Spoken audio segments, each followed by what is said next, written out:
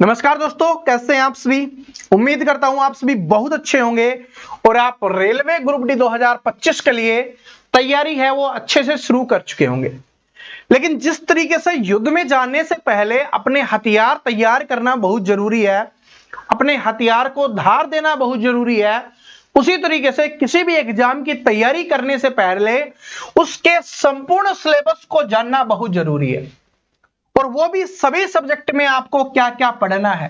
देखिए, बहुत सारी टाइम्स हम क्या कर रहे होते हैं, ऐसी चीजें पढ़ रहे होते हैं जो हमारे एग्जाम्स में नहीं आएगी, या हमारे एग्जाम्स में आप देखो, एक एग्जांपल से बताता हूं। आप एक ऐसा टॉपिक पढ़ रहे हो जो 1 नंबर का आएगा और उसके लिए आपको 1 महीने का समय, टॉपिक नहीं सॉरी सब्जेक्ट, तो आप उसके लिए 1 महीने का समय दे रहे हो, और एक टॉपिक ऐसा है जो 5 नंबर का आएगा। इस बार टॉपिक की बात कर रहा हूं, और उसके लिए आप सिर्फ 1 दिन का समय दे रहे हो, तो ये दोनों ही आपके लिए गलत होने वाला है।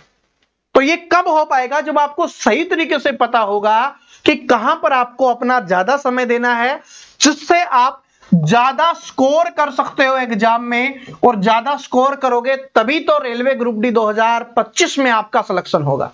जो आपने 2025 में खुद से वादा किया है कि इस बार मुझे सरकारी नौकरी लेनी है, रेलवे ग्रुप डी में मुझे सिलेक्शन लेना है, रेलवे की जॉब चाहिए, 8 पे कमीशन में मेरा नाम आना चाहिए, और मेरी सैलरी है वो 8 पे कमीशन के अनुसार मिलनी चाहिए, तो आपको अपने सिलेबस को अच्छे से देखना है। इस वीडियो में मैं आपको बता दूंगा कि आपको क्या क्या पढ़ना है, और सिर्फ आप उतना पढ़ लोगे और पेपर आपको वहीं से देखने के लिए मिलेगा, क्योंकि आता वहीं से है। देखो, वैसे तो ये जो मैं आपको ये बताने वाला हूं, जो मैं आपको यहां पर टॉपिक्स बताने वाला हूं, ये आपको कहीं पर भी मिल जाएंगे। ठीक है, ये टॉपिक है ना, आपको कहीं पर भी मिल जाएंगे, लेकिन जो जो इंपॉर्टेंट बातें मैं आपको बताऊंगा इस वीडियो में, वो आपके लिए ज्यादा जरूरी है। तो इसलिए इस वीडियो को पूरा जरूर देखना, और उसके बाद देखना आप बहुत कुछ सीखने वाले हो, बहुत कुछ समझने वाले हो। सबसे पहले हम बात कर लेते हैं रेलवे के उस सब्जेक्ट की जिसको हमें अच्छे से पढ़ना है और उसमें मैक्सिमम स्कोर करना है, और जो लगता सबसे हार्ड है आज के दिन आपको, मैथमेटिक्स, उसको हमें बनाना सबसे आसान है। उसको क्या करना है? हमें सबसे आसान बनाना है। तो उसी लिए मैं आज आपको बता देता हूं कि किस तरीके से अपने को गणित के कौन कौन से टॉपिक्स पढ़ने हैं और कौन सा ज्यादा स्कोरिंग है, टॉप स्कोरिंग। देखो, सबसे पहली चीज, अगर आप रेलवे ग्रुप डी की तैयारी कर रहे हो तो आपको एक बात पता होनी चाहिए कि ये शुरुआत के जो आपके 3 चैप्टर हैं, जिसमें एक तो है आपका नंबर सिस्टम, यानी कि अपनी जो संख्या पद्धति है वो वाला, दूसरा है अपना डेसिमल्स यानी अपने दशमलव वाला, और तीसरा है अपना एलसीएम एंड एचसीएम ये वाला। यहां से मैक्सिमम क्वेश्चंस देखने के लिए मिलेंगे, कम से कम 5 क्वेश्चंस आपको यहां से पूछे जाते हैं। इसी में अगर हम एक और चैप्टर ऐड कर लेते हैं, वो है हमारा सिंप्लीफिकेशन और फ्रैक्शन वाला। ठीक है, ये देखो यहां पर एचसीएफ अलग लिखा हुआ है, तो ये आपका फ्रैक्शन वाला हो गया, एचसीएफ हो गया, बोर्डमास हो गया। अगर हम इसको इंक्लूड कर लेते हैं तो यहां से काफी क्वेश्चंस आते, और ये सारे के सारे क्या हैं, एक दूसरे से रिलेट करके पढ़ना है। जैसे आपका स्क्वायर रूट हो गया, आपका क्यूब रूट हो गया, ये सारे के सारे हमें क्या करना है, एक साथ पढ़ना है, एक तरीके के होते हैं। ठीक है, इनमें लैंग्वेज कम होती है, यानी हिंदी भाषा या इंग्लिश लैंग्वेज आपको कम देखने के लिए मिलेगी, नंबर्स ज्यादा देखने के लिए मिलता है, उन्हीं नंबर से क्वेश्चंस को सोल्व किया जाता है। तो ये अपने हैं, इनको अपने को ज्यादा पढ़ना है, सबसे ज्यादा समय हमें इनको देना है। तो जब हम शुरुआत कर रहे होंगे ना, तो हम शुरुआत करेंगे अपने नंबर सिस्टम से, नंबर सिस्टम पढ़ेंगे, सिंप्लीफिकेशन हम पढ़ेंगे, यानी कि संख्या पद्धति हो गया, आपका सरलीकरण हो गया, आपका दशमलव हो गया, भिन्न वाला हो गया, अपना स्क्वायर रूट, क्यूब रूट, यानी कि अपना घन, घनमूल, वर्ग, वर्गमूल, इन सभी को पढ़ना है, एलसीएम, एचसीएफ। तो ये सारी चीजें सबसे पहले अपने को पढ़नी। ठीक है, इनको हम सबसे पहले पढ़ेंगे, और सबसे पहले इनको अपने को खत्म करना है, क्योंकि इनमें मैक्सिमम क्वेश्चंस आएंगे, और जितने क्वेश्चंस हम जल्दी कर पाएंगे ना, हमारा कॉन्फिडेंस वैसे ही बढ़ता हुआ जाएगा। तो ये चैप्टर है। उसके बाद अपना रेशियो एंड प्रोपोर्शन वाला है, यानी अनुपात समानुपात वाला है, टाइम एंड डिस्टेंस वाला है, और इसी के साथ साथ हम क्या पढ़ेंगे, ट्रेन वाला अपना चैप्टर भी है, उसको भी पढ़ना है अपने को। प्रॉफिट एंड लॉस है, इसी के साथ अपने को क्या पढ़ना है, अपना डिस्काउंट वाला चैप्टर पढ़ना है, उसको भी हम पढ़ने वाले हैं, ठीक है। और सबसे लास्ट में हम कहां पर जा रहे होंगे, देखो बोर्ड मास भी हम इसी के साथ पढ़ चुके होंगे जो हमने पहले बात की। सबसे लास्ट में हमें पढ़ना है जो हमारा एडवांस मैथ है, उसको हम सबसे लास्ट में पढ़ेंगे, एडवांस मैथ को। क्यों? क्योंकि जब हमें ये सारी चीजें पढ़ लेंगे और काफी हम स्कोर कर पाएंगे, लगभग मैथ में हम 25 में से 15 स्कोर करना शुरू कर देंगे, तो हमारा कॉन्फिडेंस बढ़ जाएगा, फिर हम इन चीजों को भी करना शुरू कर लेंगे।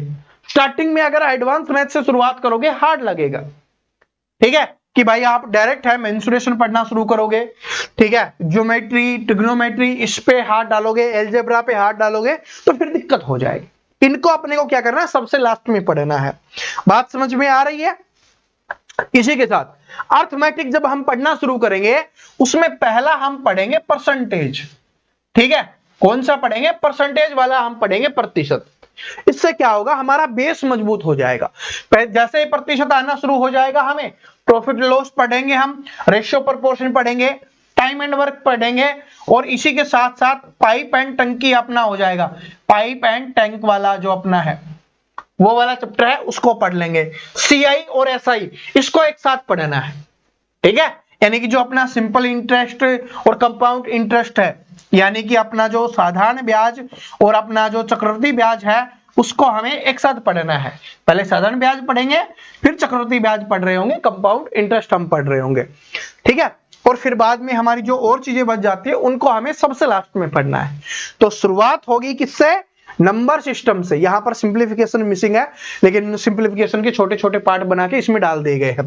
जैसे बोर्ड मास है, ठीक है, बोर्ड मास पढ़ लेंगे तो मोस्टली सिंप्लीफिकेशन उसी से हो जाता है अपना, तो इसलिए तो ये आपको दिख रहा है। तो ये मैथ के टॉपिक्स हैं, इनको अपने को पढ़ना है। आप यहां से फोटो क्लिक कर सकते हो, ठीक है। इसको हम रीजनिंग में पढ़ेंगे भाई, ये वाला यहां पर टाइप, ये हमें टॉपिक्स पढ़ने हैं। टॉपिक्स है कैसे पढ़ने मैं आपको बताता हूं। मैंने बताया था ना कि मैथ में अपने को पूरा स्कोर करना है, बहुत अच्छा मैथ में अपने को स्कोर करना है। तो सबसे पहले बेसिक सीखेंगे कि इस टॉपिक का बेसिक क्या है, फिर उसके टाइप सीखेंगे कि इसमें कौन कौन से टाइप्स आते हैं, और हम इसको किससे सीखेंगे, ट्रिक से निकालना सीखेंगे, जिससे क्या होगा कि हम कम समय में क्वेश्चंस को सोल्व कर पाए और सही उत्तर आप दे पाए। क्योंकि हमें 90 मिनट में क्या करना है, 100 क्वेश्चंस करने हैं। इसमें मैथ के भी हैं 25, आपके रीजनिंग के भी 30 हैं, और अपने साइंस में भी न्यूमेरिकल आएंगे, ठीक है, वो भी अपने को करना है। तो ज्यादा समय लगने वाला है, तो इसलिए अपनी स्पीड को बढ़ाना भी हमारे लिए जरूरी है। और स्पीड कैसे बढ़ती है? कैलकुलेशन से। और कैलकुलेशन कैसे होती है? प्रैक्टिस से। और प्रैक्टिस करेंगे ट्रिक्स के साथ, ठीक है। तो इससे अपना स्कोर है वो बहुत अच्छे से बढ़ जाएगा। तो मैथ के आप इस टॉपिक्स का स्क्रीनशॉट ले सकते हो, और मैंने आपको बता दिया हम नंबर सिस्टम से शुरुआत करेंगे। मैं 1-2 दिन में आपको अपडेट दे दूंगा कि कब से अपनी क्लासेस शुरू कर रहे हैं और किस किस टाइम कौन कौन सी क्लास अपनी आने वाली है, ठीक है। चलो अब बात करते हैं दूसरा सब्जेक्ट। जब मैथ की बात कर रहे हैं तो दूसरा सब्जेक्ट कौन सा है जहां पर हमें मैक्सिमम स्कोर करना है, वो है अपना रीजनिंग का। रीजनिंग ऐसी है कि हमने गणित को अच्छे से समझ लिया और दिमाग में बिठाना शुरू कर दिया, तो रीजनिंग में हमारा दिमाग ऑटोमेटिक चलना शुरू हो जाता है, ठीक है। जैसे हमने बोर्ड मास पढ़ा, तो उससे हमारा मैथमेटिकल ऑपरेशंस अपने आप हो जाएगा। ये वाला है अपने आप होना शुरू हो जाएगा, क्योंकि हमें पता चल जाएगा कि भाई जोड़ घटा गुना भाग कैसे करनी है, इस तरीके से, ठीक है। तो मैथ पे पहले फोकस अच्छे से करेंगे तो मैथ समझ में आने लग जाएगा, तो रीजनिंग में आनी शुरू हो जाएगी। रीजनिंग में कुछ ऐसे टॉपिक्स हैं जिसमें अपने को ज्यादा समय देना है। वो कौन से हैं? देखो यहां पर रीजनिंग ही लिखा हुआ है, देखो एनालॉजी है, कोडिंग डिकोडिंग है। इसमें क्या है, थोड़ा समय लगेगा। रिलेशनशिप है, इसको आराम से कर लेंगे, इसमें कोई दिक्कत नहीं है। अपने को जो ज्यादा समय देना है, जिसमें ज्यादा प्रैक्टिस करनी है, एक तो है अपना सीरीज, क्योंकि इसमें थोड़ा मुश्किल बन जाता है अपने लिए, ठीक है।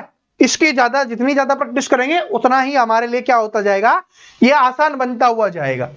ठीक है, उतना ही आसान बनता हुआ जाएगा। डायरेक्शन है, इसको क्या करना है, कुछ नहीं करना है डायरेक्शन में, 4 डायरेक्शन है, बस इसको अच्छे से समझना है एक बार। ठीक है, तो एक क्लास में इसको क्या करना है, एक क्लास में अच्छे से पढ़ लेंगे। तो कुछ टॉपिक्स ऐसे होते हैं जिनको एक क्लास में समझ लेते हैं, कुछ टॉपिक्स ऐसे होते हैं जिनको समय देना होता है। ठीक है, तो वो आप मुझ पे छोड़ दीजिए, मैं आपको इतनी प्रैक्टिस करा दूंगा सभी की कि आपको कोई दिक्कत नहीं होगी। जैसे अपना इसमें आएगा क्लॉक आएगा अपना, ठीक है, आपका कैलेंडर आएगा। ठीक है, अपना कैलेंडर आने वाला है, क्लॉक वाला आने वाला है, क्लॉक एंड कैलेंडर जो मैथ में यहां पर आपको दिख रहा था। ठीक है, ये वाला जो ये दोनों चैप्टर है, इनको अपने को एक बार अच्छे से पढ़ना पड़ेगा, इसलिए इसको मैथ में इंक्लूड कर दिया गया था, क्योंकि इसको समझना पड़ेगा एक बार। ठीक है, तो इसके लिए क्या है, इसके लिए हमारे पास है ट्रिक्स, हम उन ट्रिक्स का यूज करेंगे और आराम से सीख लेंगे, फिर हमें कोई दिक्कत नहीं होगी। हर चीज, हर समस्या का समाधान होता है ना, बस अपने को वही समाधान करना है। ठीक है, तो टेंशन मत लो, यहां पर आपको इंग्लिश में दिख रहे हैं, हिंदी में सारी चीजें आपको पता होंगी। ठीक है, सारी चीजें एक एक हम पढ़ने वाले हैं, चाहे वो वेन डायग्राम की बात हो, चाहे वो डिसीजन मेकिंग की बात हो, सीरीज के बारे में हम बात कर चुके हैं, कथन निष्कर्ष पढ़ना हो, चाहे अपना जो ब्लड रिलेशन रक्त संबंध वाला हो, रिलेशनशिप वाला हो, उसको पढ़ना हो, डीआई हो, कोई भी हो, उसको अपने को क्या करना है, अच्छे से हम पढ़ने वाले हैं। तो इसकी रीजनिंग की टेंशन लेने की आवश्यकता नहीं है। और इसके टॉपिक तो आप सभी को पता है कि भाई एनालॉजी आएगी, आपका क्लासिफिकेशन आएगा, आपका जो है कोडिंग डिकोडिंग आएगा, आपका डीआई आ जाएगा, आपका सीरीज आ जाएगा, आपके मैथमेटिकल ऑपरेशंस आ जाएंगे, क्लॉक आएगा, कैलेंडर आएगा। ये मैक्सिमम होते हैं जहां से सबसे ज्यादा क्वेश्चंस आते हैं। बाकी फिर सभी से थोड़े थोड़े आ रहे होते हैं, वेन डायग्राम से भी आएगा, कथन निष्कर्ष से भी आएगा। ठीक है, सीटिंग अरेंजमेंट भी हम पढ़ने वाले हैं, उससे भी अपना आने वाला है। तो इन सभी को अपने को पढ़ना है, कोई दिक्कत नहीं है। वर्गीकरण, क्लासिफिकेशन सभी को पढ़ना है, किसी को हम नहीं छोड़ेंगे, टेंशन लेने की आवश्यकता नहीं है। ठीक है, अब बात करते हैं मेन, वो है अपना साइंस। साइंस में आप सोच रहे होंगे इसमें ज्यादा समय किसको देना है।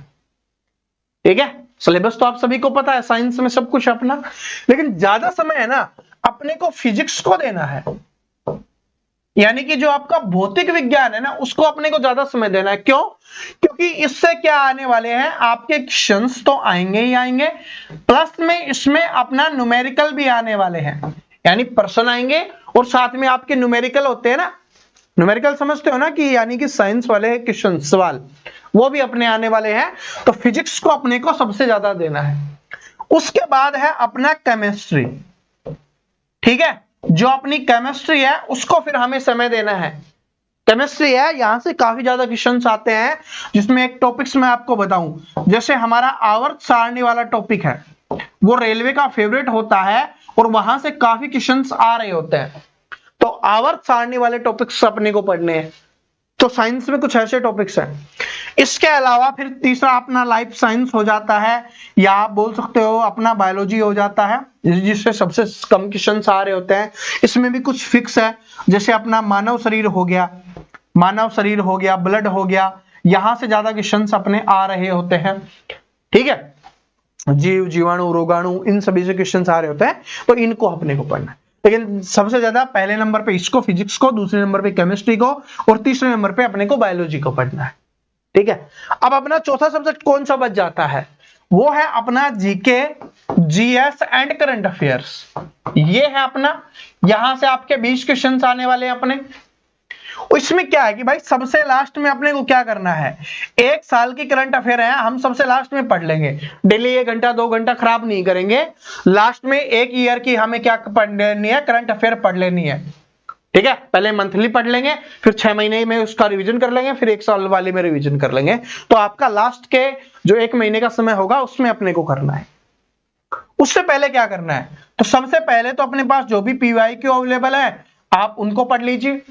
बुक्स के ऊपर आपका वीडियो है, वो आपको मिल जाएगा कि कौन सी बुक्स आपके लिए बेस्ट होने वाली है, वहां से आप उन बुक्स को चूज कर लीजिए और आप पढ़ना शुरू कर दीजिए। ठीक है, तो ये आपका पीवाईक्यू होने वाला है, तो इससे अपने पीवाईक्यू कर लीजिए। बाकी जो भी आपको इंपॉर्टेंट टॉपिक्स लगते हैं लास्ट में मैं आपको इंपॉर्टेंट टॉपिक्स की लिस्ट एक दे दूंगा कि आप उन टॉपिक्स को पढ़ लो, वहीं से मैक्सिमम क्वेश्चंस आते हैं। ठीक है, तो इस पे आपको ज्यादा समय नहीं देना, शुरुआत में ज्यादा समय नहीं देना, सिर्फ अभी PYQ आप करते रहो, जिससे आपका जीके है वो थोड़ा ठीक होता रहे। बाकी आप जीके पढ़ने में इंटरेस्ट लेते ही हो तो ये तो आपका हो जाएगा, तो इसकी टेंशन आपको होगी भी नहीं, मुझे पता है। आपको सिर्फ डर किसका है, एक तो साइंस का कि साइंस अच्छे से पढ़ना है, और अपना मैथ और रीजनिंग का। तो मैथ और रीजनिंग का तो जब मैं आपके लिए शुरू कर दूंगा अभी, तो उसके बाद आपका डर है वो समाप्त होना शुरू हो जाएगा, आपको फिर कभी डर नहीं लगेगा। ठीक है, मैथ और रीजनिंग में फिर आपको कभी भी दोबारा डर नहीं लगेगा, लेकिन आपको क्या करना है, कंटिन्यू पढ़ना है। बात समझ में आ गई? तो ये अपना सिलेबस वाला छोटा सा वीडियो था, मैंने आपको बता दिया है कि टॉपिक्स पढ़ने हैं, लेकिन उनको कैसे पढ़ना है, अच्छे से पढ़ना है, कौन से टॉपिक्स पे ज्यादा समय देना है, वो इंपॉर्टेंट टॉपिक्स मैंने आपको सबसे ज्यादा बता दिए हैं कि जहां से सबसे ज्यादा क्वेश्चंस आ रहे होते हैं। ठीक है, मैथ में भी बताया है, रीजनिंग में भी हमने, और आपके बाकी साइंस में भी मैंने आपको बता दिया किस तरीके से आपका प्रेफरेंस होना चाहिए। ठीक है जी, बाकी अपनी क्लासेज हैं वो आपके लिए आ जाएंगी, मैं 1-2 दिन में आपको टाइमिंग उसकी बता दूंगा। तो मिलते हैं नेक्स्ट वीडियो में, तब तक हंसते रहिए, मुस्कुराते रहिए, पढ़ते रहिए। Thank you so much.